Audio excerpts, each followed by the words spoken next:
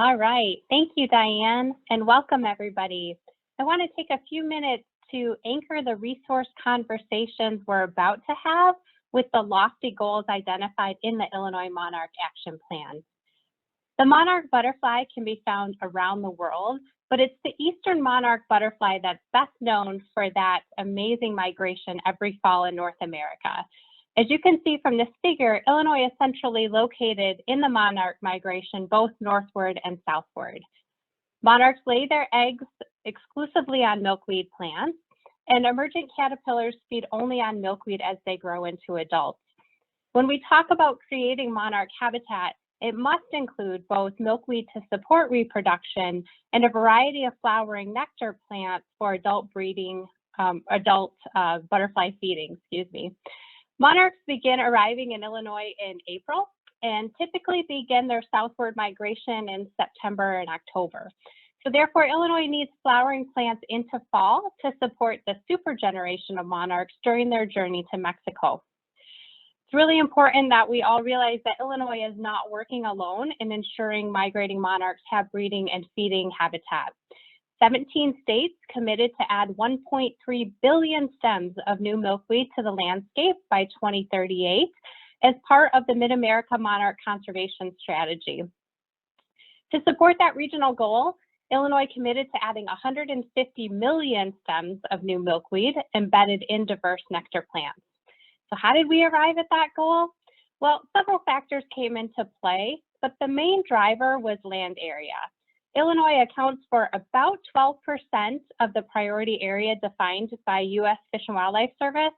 So Illinois Monarch Project selected about 12% of that 1.3 billion stems as our goal. Now, Illinois' goal of 150 million additional stems is a huge goal, and it's really difficult to visualize what that looks like. So consider for a moment if every person in Illinois planted 12 stems of milkweed, or if 4 milkweed stems were added to every acre in Illinois.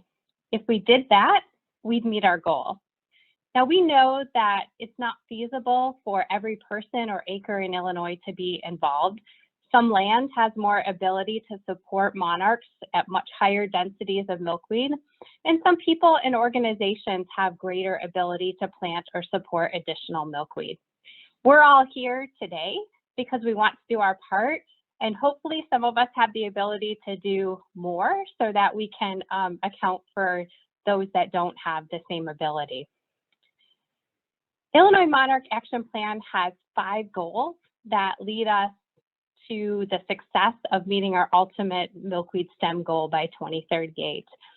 So I've identified the 5 goals here for those of you that aren't as familiar with the plan, and you can certainly check out the plan at Illinois Monarch Project's website. Iris is going to give us a tour of that website in a little bit. But today we're going to focus mostly on goal 4, the habitat goal.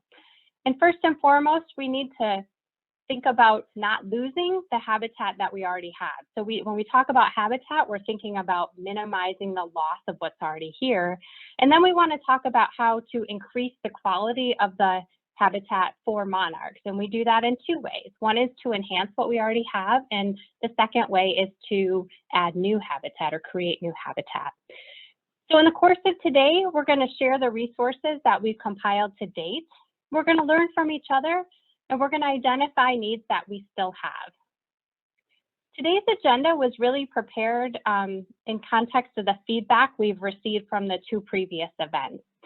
So in the sector breakout groups that we're going to have in a little bit, we hope you get clarity on the focus of your sector, as well as meeting new people and finding ways to collaborate. The second breakout is really meant to target resources to specific roles, and some of those roles are ones that we saw in the poll results. The last 2 points shown on this slide will be the main topics of future summits.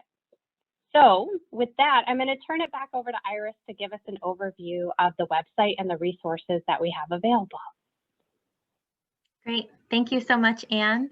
A good overview. And again, if you're looking for more information about the action plan, as Anne said, you can go to our Illinois Monarch Project website, which is also where I'm about to take you to talk about some of the resources that we've compiled on the website as well.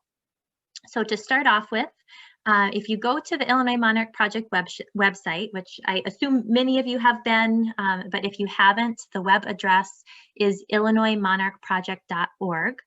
And on the home page, you can see across the top, we have a number of links to different portions of the website, one of those being our resources library.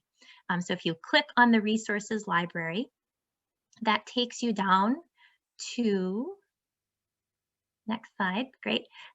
This section where we have highlighted a number of things about actually doing the work of the action plan.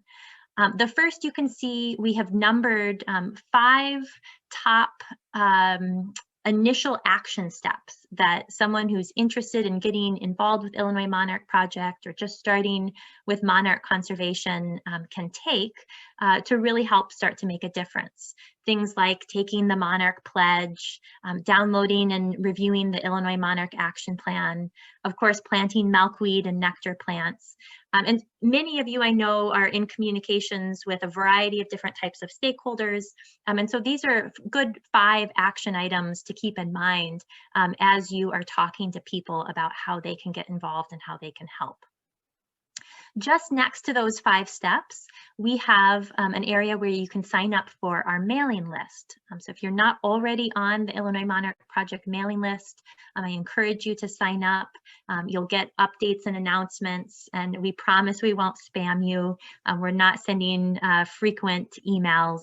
So it's just a good place to stay up to date on what's happening in Illinois. Now, across the top, you can see that we've identified several different sectors. And so we've organized the resources in the resources library by these 5 different sectors. So if you click on any one of those, it'll take you to a dedicated highlight for that particular sector. So here you see agriculture. We also have a section for cities and towns. So those of you who are doing work in urban or suburban spaces. Similarly, we have one for protected and natural lands. There. And then one for rights of way or our energy or transportation landscapes. And then lastly, we have a segment for individuals. So if you are a multi-sector or more of an individual actor, we've highlighted some of the resources there that you might find most helpful. Now, in each of these areas, we have tried to identify what we consider the top 10 resources that we think will be most helpful, most beneficial as you're starting out doing this work. Many of these resources were picked as some of the favorite resources by our sector leaders, or just common resources that we're frequently directing people to as they are thinking about implementing various monarch conservation strategies. So good to know as a starting point that you have those top 10 resources to look at first. But then if you look below that top 10 list, you'll see a link to the full list of resources. You can click one more time, Diane. There you go. And this full resources list will then bring you to a separate document. It's a 10-page document, looks like this, that has been, again, organized by sector, by a variety of other categories. And you can see those categories in bold at the top of the page. So if you click on any one of those links, it'll take you to that segment within the document that, again, lists out a number of relevant resources to help you get started. And again, these resources were compiled by our sector leaders. Many of them come from the partner organizations like Monarch Joint Venture, Monarchwatch, Xerxes Society, the National Wildlife Federation. conservation. Some of the similar activities in nearby states have had helpful resources. So we've really, again, tried to compile what we think will be useful information for those of you working here in Illinois. We will definitely consider this document a living document, and we'll continue to update it, particularly after our conversations today, as we hear from you on what resources you're finding most useful. And we're really looking at this large virtual room that we're in today as a place where we can really tap into the collective experience and expertise that many of you have doing monarch conservation work, and a way that we can connect, use that experience and expertise to help answer questions that some may still have, but then also, again, do this resource exchange. What tools are you using that you're finding most helpful? How can we be more effective and efficient in how we're doing our work? And again, that really is the goal of today's session, is to have that exchange, share that information. And what comes out of that, again, we will continue to update the resources that we have online, that resources list and so forth. But we're really looking forward to the conversations and connections that we can make today in order to advance some of those conversations. Going to pull you in here. Anne's just going to talk a little bit about news that recently happened that we all should know about and understand as we step into our work for monarch conservation. So. Okay, so some of you may know that on December 15th, here probably just about a month ago, the U.S. Fish and Wildlife Service concluded their species status assessment of the monarch butterfly and concluded that the listing of the monarch butterfly under the Endangered Species Act is warranted but precluded. And so I want to talk with you just for a minute about what that phrase means and what that means for our work right now and moving forward over the next couple of years. So the rule that lists monarch butterflies as warranted but precluded means that monarch butterflies would benefit from protections granted under the Endangered Species Act, but there are currently higher priority listing actions that take precedence over the monarch. So with this announcement, monarch butterflies become a candidate species at the federal level. Candidate species themselves do not have legal protection under the Endangered Species Act, but they really highlight a need for conservation. And that's, we're already here at the table talking about monarchs, which is great. And so the value of our work and the urgency of what we're all doing together is reinforced by this decision. So the monarch will remain a candidate species until they are listed under the Endangered Species Act or until the population recovers and that protection under the Endangered Species Act is no longer needed. So the status of the candidate species is to be reevaluated annually. So in the case of the monarch, the Fish and Wildlife Service plans to propose the listing in their fiscal year 2024 if the listing is still warranted. So that gives us a little bit of a window to keep progressing with our conservation actions for the monarch and see if we, along with our colleagues across the U.S., can change the trajectory of the monarch and hopefully recover it to a point where listing is no longer needed.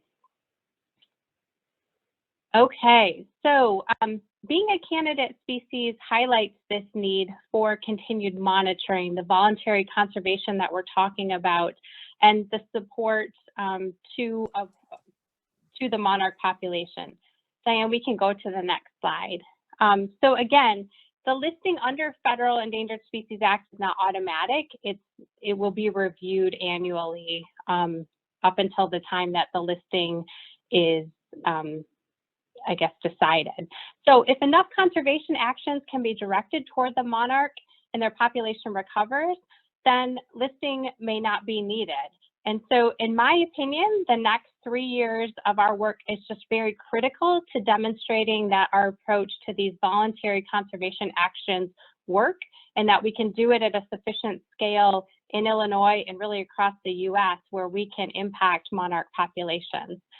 So if all of us in the Illinois Monarch Project implement actions with the same enthusiasm that we did with our planning for action, we truly can be the super generation that saves the monarch. I was asked to also share some information with you all about kind of the monarch science and where you can learn more as we continue our work together. So Dianne, if we can change slides to the next one. All right, many of these resources have already been highlighted, I think, in the chat, but wanted to bring them to your attention in case you're kind of watching the news and wanting to know what the status of the monarch is and what's happening with their population numbers. Here's a couple of great resources.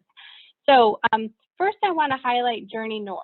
And so if you're not familiar with this organization, it's a wonderful initiative that allows users to report sightings of monarch eggs, monarch adults, the first time it's observed in an area, and kind of a tracker. So there's interactive maps on this website, and it's just a great tool for you to see, like the spring when monarchs are starting to come your way. You can keep your eyes open. When they're starting their southern migration, check out these maps, a great resource there. Another one I wanted to highlight is monarchwatch.org. I included this figure here of the population levels.